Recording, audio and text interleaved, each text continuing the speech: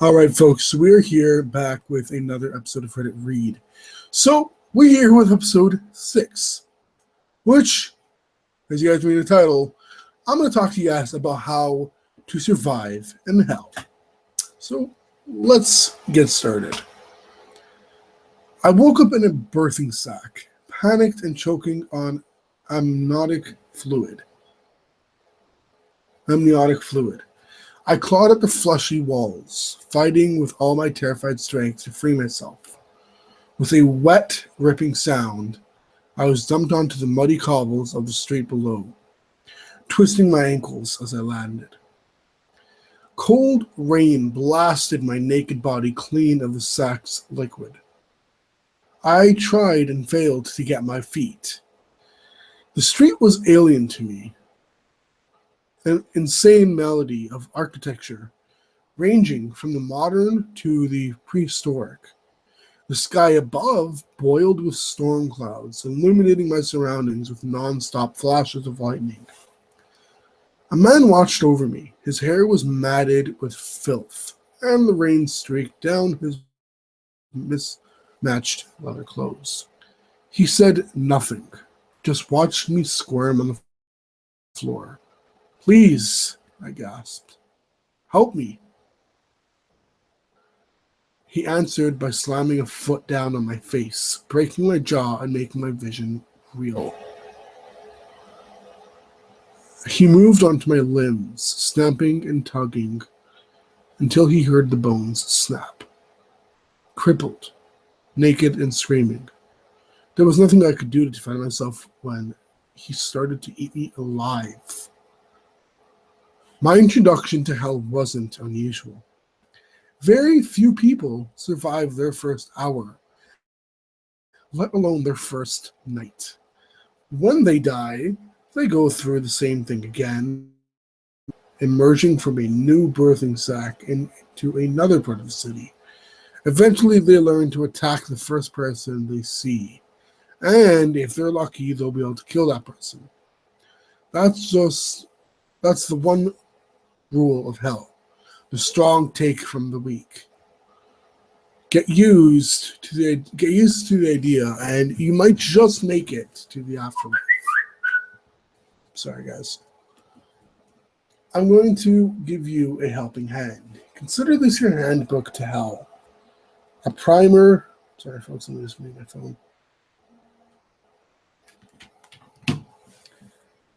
A primer on the inferno. Make no mistake, though, I'm not doing this out of the goodness of my heart. When you die, you'll owe me one. Don't worry about trying to find me. I guarantee we'll run into each other eventually. Eternity is a long fucking time, so it's a matter of when rather than if. Do as I tell you, and you'll have a better chance than most of winning my own master introduction to the pit. Welcome to hell. Some people swear they saw a light at the end of the tunnel when they died. To my mind, those people either hallucinated or they're lying. Most of us just wake up in a birthing sack. Have passed by then. The buildings of hell are covered in the things. Horrible. Yellow-brown pimples growing out of the brick. I've already mentioned that the first thing you need to do is claw your way out and get ready to fight. This is where the real bitch of the situation comes into play. Since not everybody has the strength to break through their sack's flesh, you get the body you had just before you died. So, let's say you were born a cripple, or maybe you died too young, too old. Tough shit. You're going to have a rough eternity drowning in birthing fluid, over and over again. If you manage to break free of your sack, don't waste time mopping around, wondering what the fuck happened. Get on your feet and get ready to defend yourself. Chances are good that the first person who sees you will be hungry. There are no plants, no animals in hell. cannibalism is your only option if you don't fancy starving to death and have to start over. Aim to kill the first person you see. It might take a few tries. Most of Hell's residents have been fighting for survival a lot longer than you have. They might have armor made from tanned skin, scavenged metal, and bone. They'll almost certainly have a shiv, club, or axe. All of that will be useful to you if you can take it from them. The next thing to do is find shelter.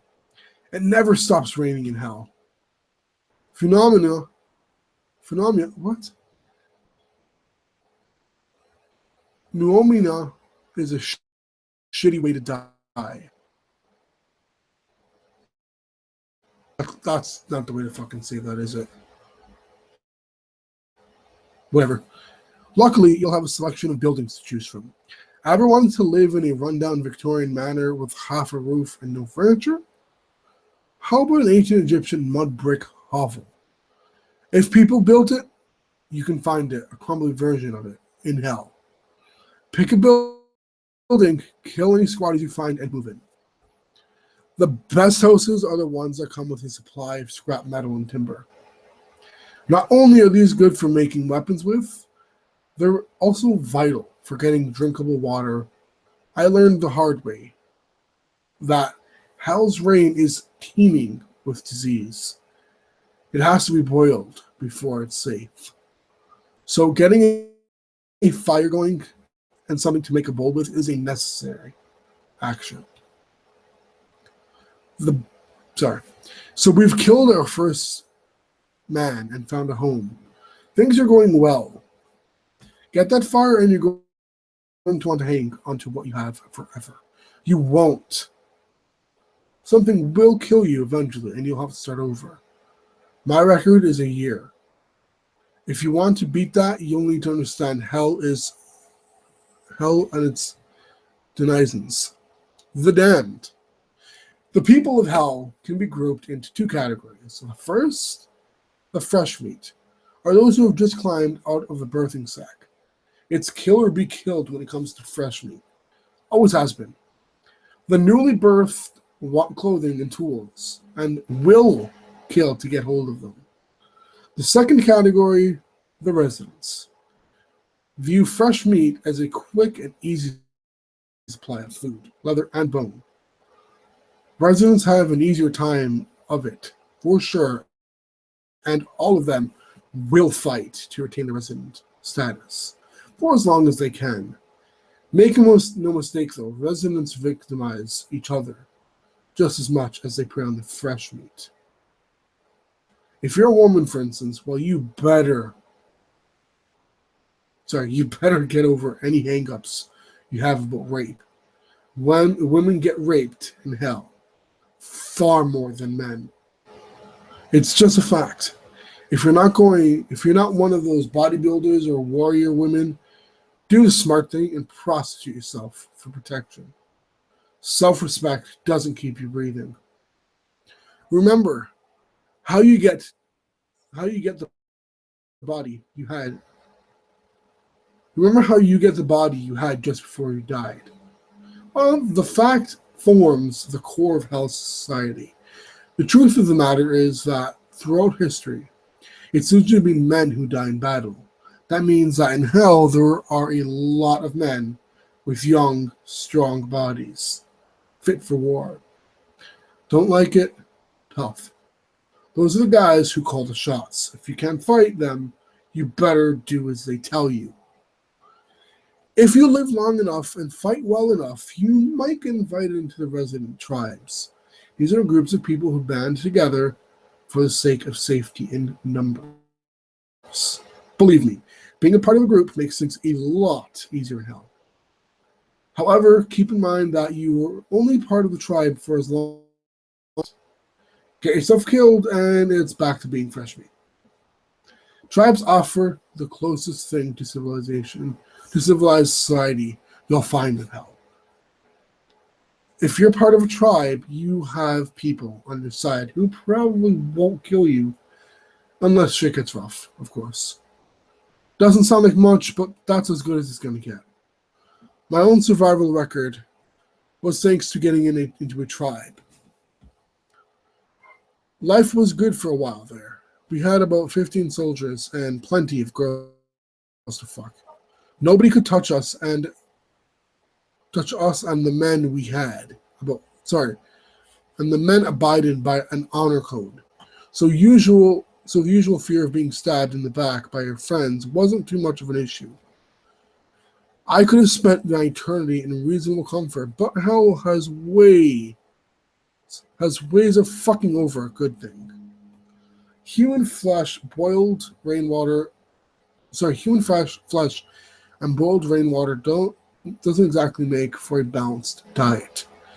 And sooner or later, even the strongest residents die of malnutrition.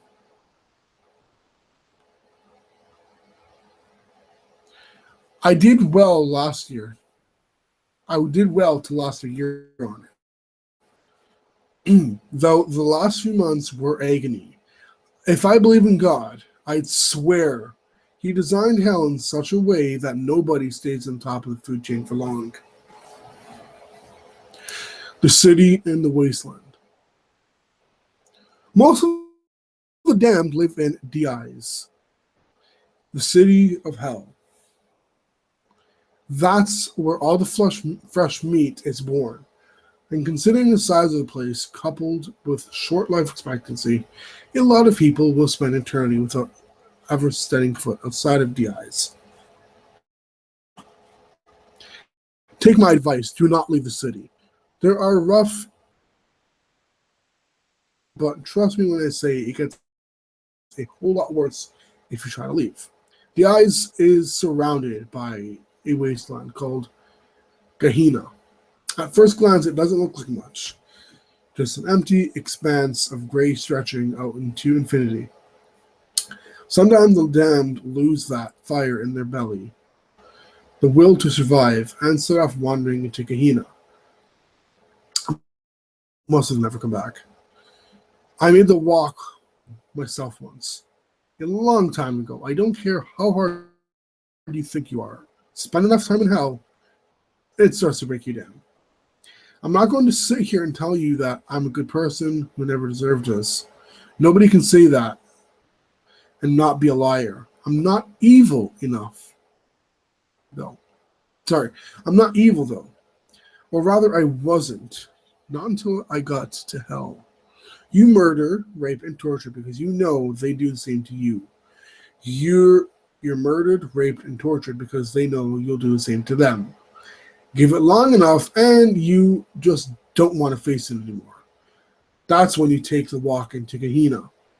The first couple of miles I walked were nothing special. The rain stopped after a while. The sludge beneath my feet giving way to gray ash, and I caught my first glimpse of hell's sky, beyond the clouds. It was a flat gray with white sun.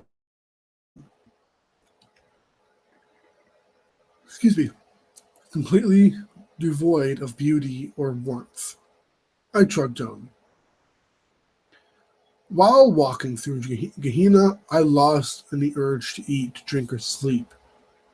My body started to waste away, but I didn't care. Even when my skin started to peel away and my bones were exposed, I didn't care. The further I walked, the hollower I became in mind, body, and soul. I don't know what would have happened if I'd kept going. Frankly, I don't want to know. Some part of me still wants to live, so I turned back. I'd walked for days, maybe weeks, yet I turned around. The eyes was only a few steps away. I stepped back into the city and my body finally fell apart. When I emerged from my birthing sack, I swore never to step foot into Gehenna again. Escaping from hell. There were always ways to leave hell. That should be obvious. Otherwise, I wouldn't be talking to you, would I? Sometimes the living get into their heads. Excuse me. Sometimes the living get into their heads that they want to talk with the dead.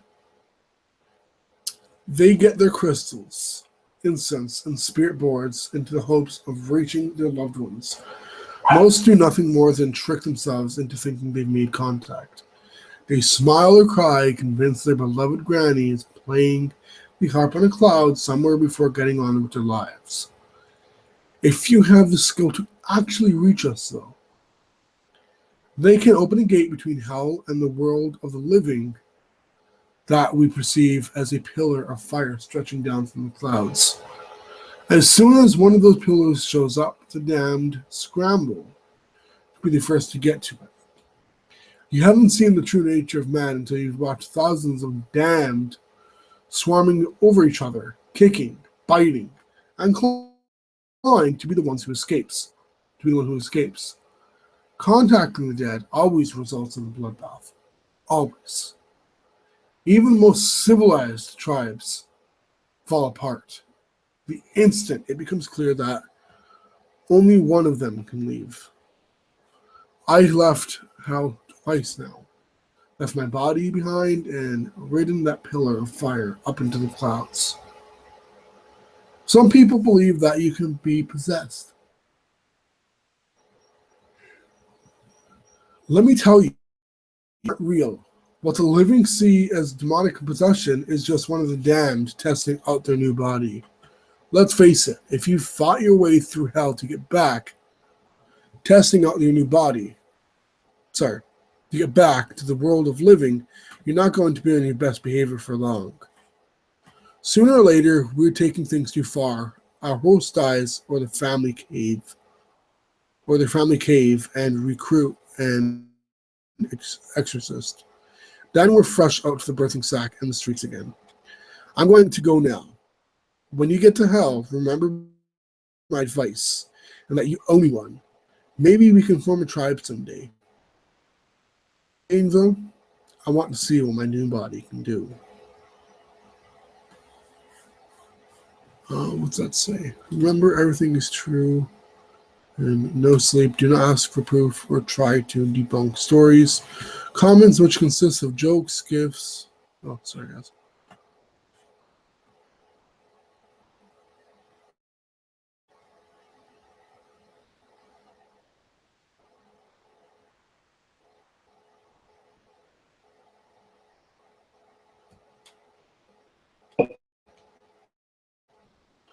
Sorry, guys. I was seeing if there's anything else. Alrighty, guys. So that is basically it.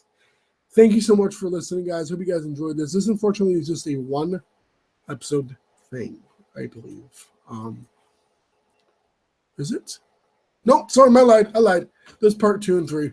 Anyways, I'm going to be doing those later on, and I'm going to see. In fact, let me check. Yeah. Actually, you know what? No, it's not too bad. I would say maybe 15, 20 minutes. Anyways, guys, that is it for tonight. I hope you guys enjoyed this. And I might do one later on tonight. Being right now it's 5:30, so maybe around 7:30, 9 o'clock-ish. I'm not too sure. But, yeah. All right. Anyways, so, yeah, so thank you so much for watching. Until next time, guys. Peace.